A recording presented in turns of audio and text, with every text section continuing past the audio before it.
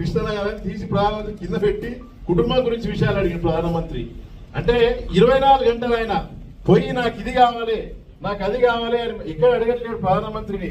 మా పిల్లలకు హాస్టల్ పెట్టని కూడా ప్రధానమంత్రిని అడిగాడు. హాస్టళ్ల గురించి, దేశవ్యాప్తంగా ఫీజు రియంబర్స్మెంట్ గురించి, మంత్రిత్వ శాఖ గురించి ప్రధానమంత్రిని అడుగుతున్నారు. అంటే మీ గురించి కృష్ణన్న ఒక 54 ఏళ్ల నుండి ఒక విప్లవాన్ని నడుపుతుండే ఈ దేశంలో.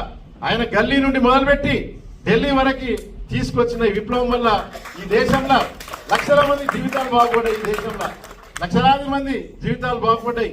ఆయన లెటర్లు రాయడమే కాదు, ఏ పేదోడు వచ్చినా కూడా ఫీజు కన్సెషన్ లెటర్లు ఆర్సిరెడ్డి దగ్గర వేరే లెటర్లు ఉంటాయి. ఎప్పుడు సీజన్ వచ్చినా కూడా గురుకులాలకు రాస్తాడు కన్సెషన్లు, ఫోన్లు చేస్తే హాస్పిటల్ కన్సెషన్లు. మళ్ళీ ఇంకో విషయం ఏంటిదంటే కృష్ణన్న ఎవరిని కూడా ఒక మాట కూడా విమర్శించారు. పల్లెత్తు మాట అన్నారు ఆయన.